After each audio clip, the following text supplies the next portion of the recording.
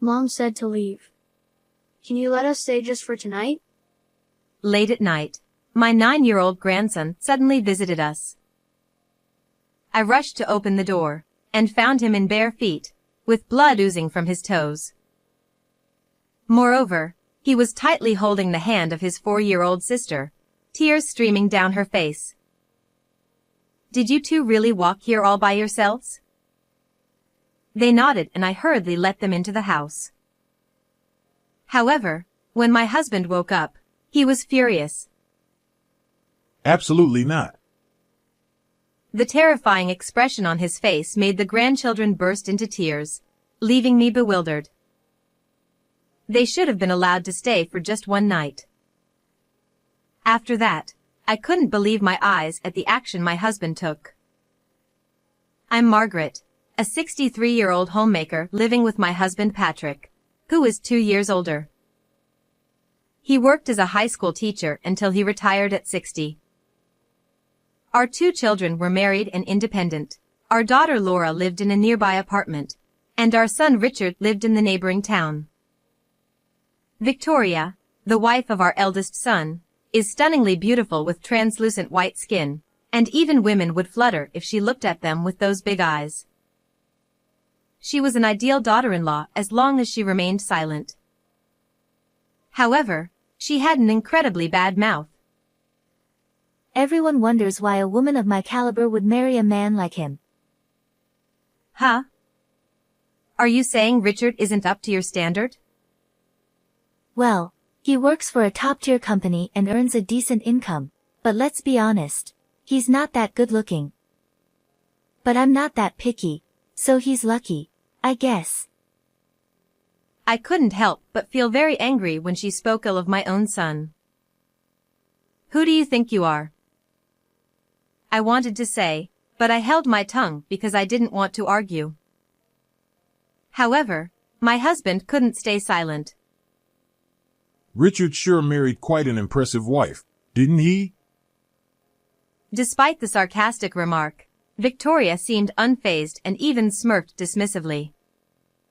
Richard, in response, could only manage a wry smile. Victoria is too good for me. Seeing this, I imagined that my kind-hearted son must be facing some challenges in his marriage. However, despite their differences, they had a child together.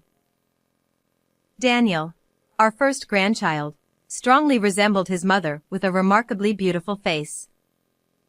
Personality-wise, he took after Richard, being very kind, a perfect blend of his parents' best qualities.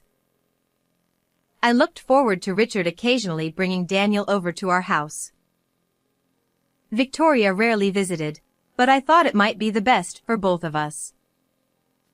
Then, we also welcomed a granddaughter, Emily, born 5 years after Daniel. She was an adorable girl with fair skin, chubby cheeks, and round eyes. However, when I visited my son's home to celebrate her birth, Victoria disdainfully glared at the newborn. Daniel takes after me and is beautiful, but why is this one so chubby and ugly? Who does she even resemble? She's not cute at all. You're a mother. Don't say such a thing. She's perfectly cute just as she is. I can say whatever I want to my own child.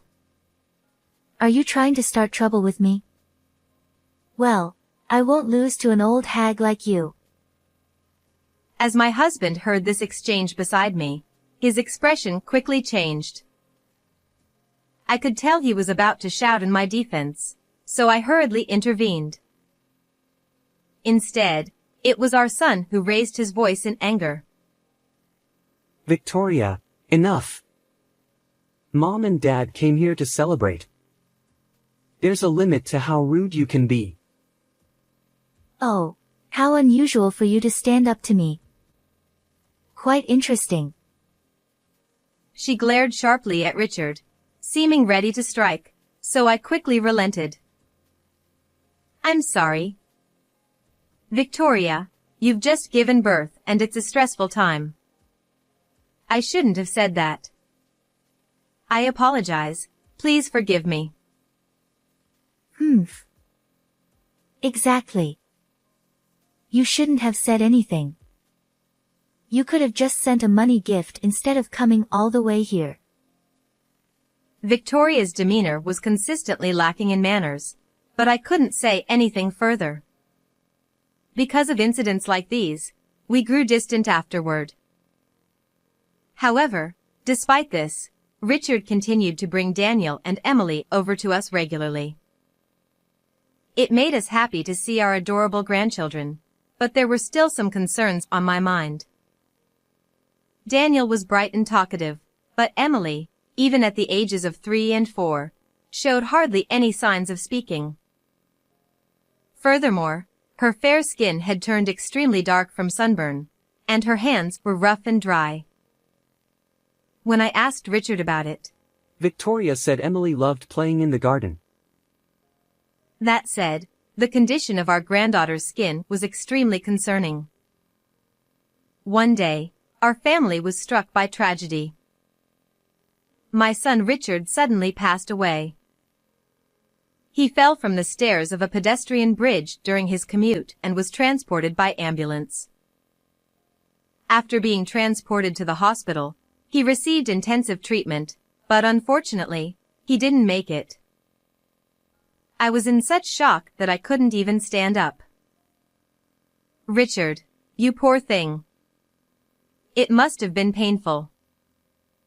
Daddy, what's wrong? Wake up. Wake up. Daniel cried uncontrollably, while Emily remained expressionless, biting her lip. Victoria, without shedding a tear, continued to fiddle with her phone. Looking back now, it was indeed a peculiar scene, but at that moment, I was overwhelmed with grief and unable to pay attention to anything else. My husband received our son's old and worn-out bag from the paramedics, found beneath the pedestrian bridge. It was a bag I had bought for him when he started working. He's been saving and working hard for the family. Thinking this made everything even harder to bear. The wake and funeral were mainly organized by our daughter's husband and were carried out smoothly. I spent the time in a daze at home. It was the day after the funeral. In the middle of the night, the intercom rang. Wondering what was happening, I looked at the camera and saw Daniel's face, biting his lips. I hurriedly opened the door and let him in. Holding back his tears, Daniel managed to speak in a strained voice. Mom told us to leave. Can you let us stay just for tonight? My grandson was barefoot, and there was blood oozing from his toes. Did you two walk here all by yourselves? The grandchildren nodded, but it was a 10-minute drive from the neighboring town. While 9-year-old Daniel might manage to walk, Emily was only 4 years old. Besides, it was the middle of the night. They must have been terrified. When I let them into the living room, my husband had also awakened, so I consulted him about Daniel's request to stay just for the night. Grandpa, we'll leave tomorrow, please. Absolutely not. Upon seeing my husband's furrowed brow and fearful expression, the grandchildren burst into tears, and I was wide-eyed with surprise. Can't we at least let them stay for one night? I began to plead, but my husband hugged the grandchildren tightly, sobbing uncontrollably. Even during our son's funeral, he held back tears. We've been married for 30 years, yet this was the first time I had seen my husband cry like this. Don't say just for today. Stay here forever. Poor you. I realized his feelings with those words, and I couldn't stop crying. Later, I asked the grandchildren what had happened, and what they shared was shocking. Victoria, who was supposed to be a homemaker, was often out during the day, leaving the children at home alone. Even when she was home, she would frequently scold and roughly push Emily around for various reasons. As a result, whenever Emily cried, Victoria would shout angrily, Shut up. Be quiet. You're annoying. Over time, Emily learned to cry silently without making a sound. Daniel reportedly got scolded too when he tried to defend his younger sister because he felt sorry for Emily. While he could escape from his mother's behavior by going to school, Emily, who wasn't allowed to attend kindergarten, didn't have that option. Apparently, while her mother was around, Emily would go outside to weed the garden every day. This was her way to avoid being scolded and perhaps earn some praise from Victoria. This explains why her skin was deeply tanned and her hands were rough. Emily's inability to speak might stem from a fear of being scolded. Thinking about this filled me with a sense of helplessness. That evening, Victoria apparently told them that guests were coming and ordered them to go outside. Daniel managed to put on his shoes, but Emily couldn't make it in time and was left barefoot. Victoria quickly locked the front door behind them, so Daniel then put his shoes on Emily's feet and held her hand as they walked to our house to seek help. What a terrible thing to do. Unbelievable. I tried calling my daughter-in-law several times, but couldn't reach her. It was late at night, so I decided to sleep with my grandchildren that night. However, early in the morning, Daniel woke me up. Grandma, I'm sorry for waking you up. Emily said she saw Dad in her dream. Huh? Did she? And then? Dad told Emily to look inside the bag.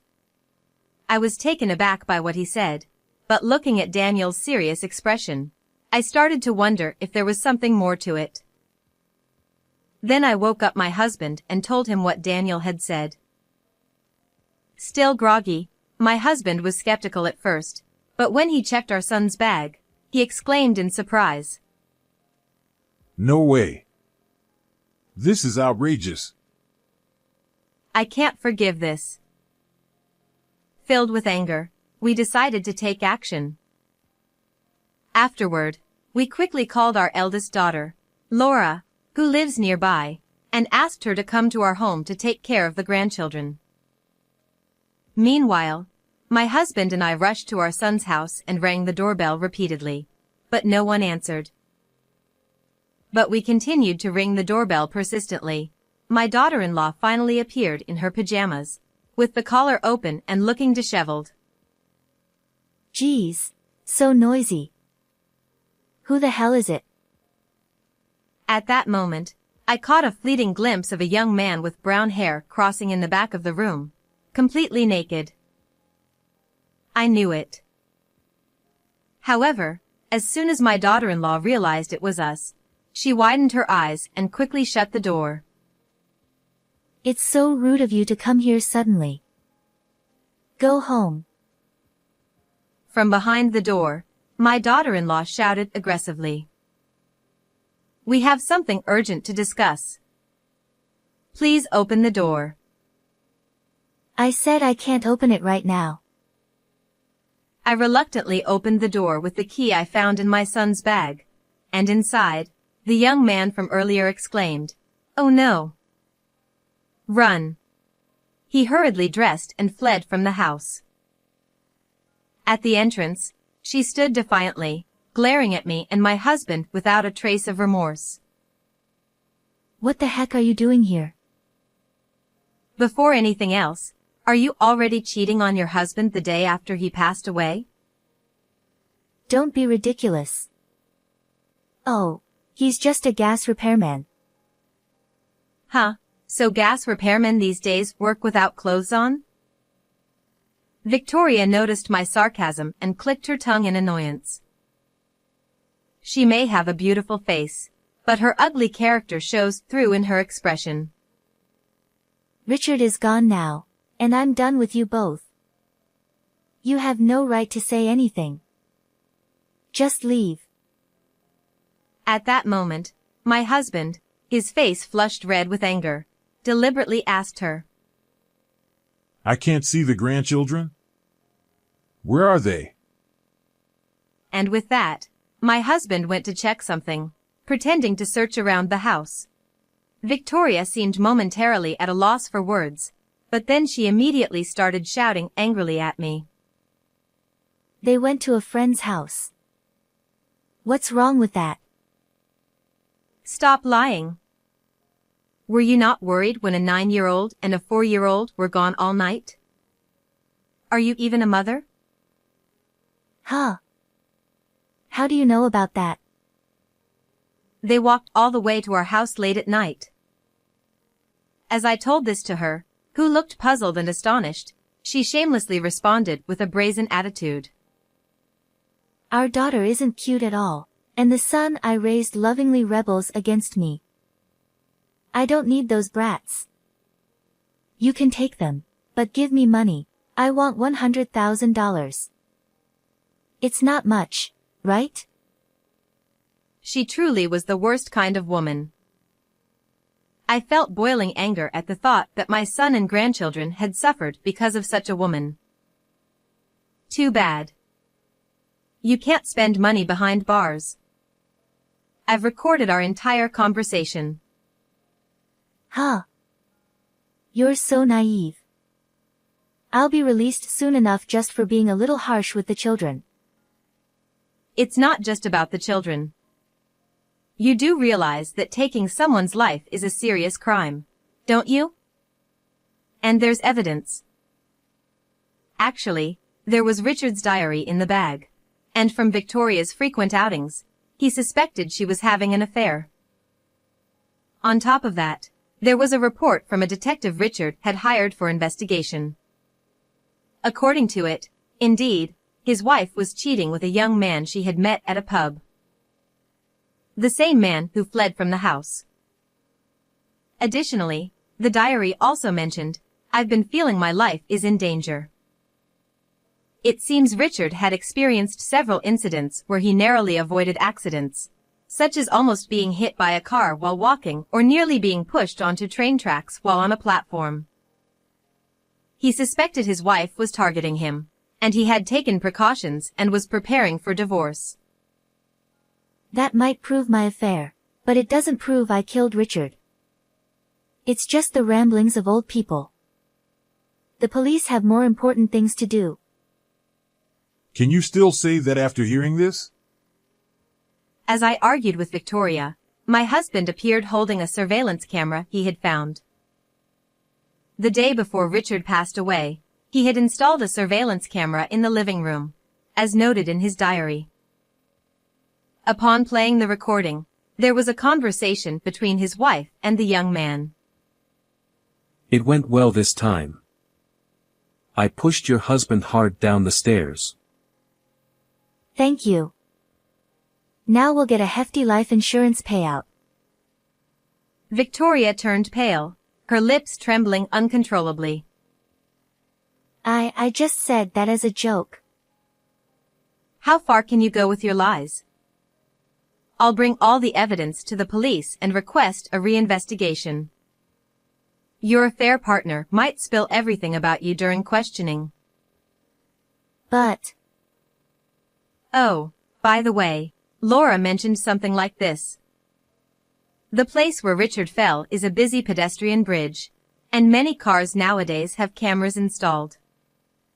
Laura suggested spreading the word on social media to see if there were any witnesses at that time. Victoria's eyes widened, and she looked visibly shaken, placing a hand over her mouth. However, she quickly changed her tone and began to apologize. I'm sorry. I was threatened by that man. I'll give you half of the $100,000 life insurance payout if you overlook this. Excuse me? You're not the beneficiary. That can't be true. We made each other beneficiaries when we got married. I told her that according to Richard's diary, the beneficiary had been changed from her to Daniel already. Richard had set up a trust system that allowed his children to receive the benefits once they reached a certain age, regardless of their current age. That's ridiculous. It was a plan to get a large sum of money. She collapsed on the spot, crying and screaming like a child, utterly miserable. We watched her coldly in silence. Afterward, both were arrested. Taking someone's life is a serious crime, and they are unlikely to be free for a long time. Even if they were to leave prison, no one would want anything to do with them. Currently, my grandchildren live with me. In fact, my daughter and her husband also live with us, supporting us, and they lovingly care for the two children as if they were their own. Emily, who used to be quiet, has started to open up and gradually began to talk more. I am determined to stay strong and see these children's happiness through until the end.